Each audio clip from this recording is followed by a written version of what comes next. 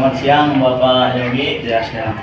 Perkenalkan, kami dari kelompok 1 kelas 11-2. Kami ingin mewawancarai Bapak untuk tugas sekolah mengenai etika dan adab seseorang dalam bermedia sosial di zaman sekarang. Terima kasih atas kesediaannya. Sebagai awal, rekan saya Selis akan memberi pertanyaan. Selis, silakan. Mengapa abad dalam bersosial media terkait edukasi? Adab di bermedia sosial penting di zaman sekarang. Karena apa ya? Karena sekarang itu zamannya serba canggih, ya. Teknologi sudah semakin maju. Kemudian media sosial itu banyak versinya, tidak cuma hanya satu. Nah, kemudian banyak berita-berita yang tersebar di media sosial, baik itu berita hoax, berita kebenaran, dan juga kebencian dan sebagainya, ya. Jadi kita sebagai pengguna media sosial harus bisa memilih dan memilah, ya, mana itu berita yang bagus, mana itu berita yang bermanfaat, mana berita yang jelek yang tidak boleh di-share ataupun tidak boleh dikonsumsi untuk kita.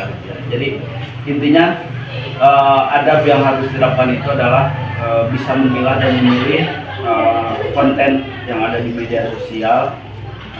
Pisahkan yang buruknya, ambil yang baiknya.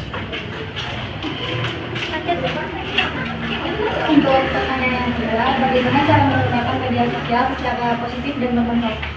Secara positif dan bermanfaat, ya. Cara menggunakan media sosial yang positif dan bermanfaat, gitu ya. Kita harus bisa, gitu ya, bisa menggunakannya dengan cara menyebarkan berita-berita yang bagus, gitu kan. Sekarang kan banyak masyarakat yang curhat, gitu ya, curhat tentang masalah hidupnya, curhat tentang pekerjaan dan sebagainya ke media sosial, ya.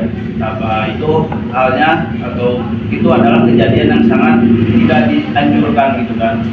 Karena media sosial itu contohnya kita curhat tentang kehidupan kita, sehingga orang lain bisa tahu, gitu kan. Nah, itu sebaiknya jangan, gitu. Karena masalah pribadi itu baiknya dikonsumsi oleh kita sendiri, gitu kan. Kemudian kita mengadunya kepada siapa? Kepada Tuhan, tidak harus mengadu kepada media sosial, gitu kan. Karena kalau kita update status tentang kehidupan atau masalah kehidupan kita, ya, orang-orang yang lain juga akan menertawakan, gitu. Jadi tidak akan mengasih solusi dan sebagainya.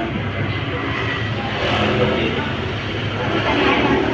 Ya. Apa saja langkah yang bisa dilakukan untuk menciptakan lingkungan media sosial yang sehat?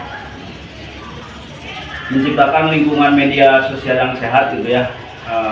Jadi kita harus mengikuti konten-konten yang bersifat memberikan ilmu, gitu kan, seperti kajian-kajian dan sebagainya, gitu kan.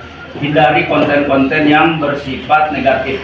Nah, itu salah satunya, gitu ya. Jadi banyak kan konten-konten yang bersifat negatif, kemudian konten-konten yang bersifat positif. Nah, jadi kita lebih sering melihat konten-konten yang positif, gitu kan. Jadi isinya nanti tentang konten positif yang lainnya, gitu ya.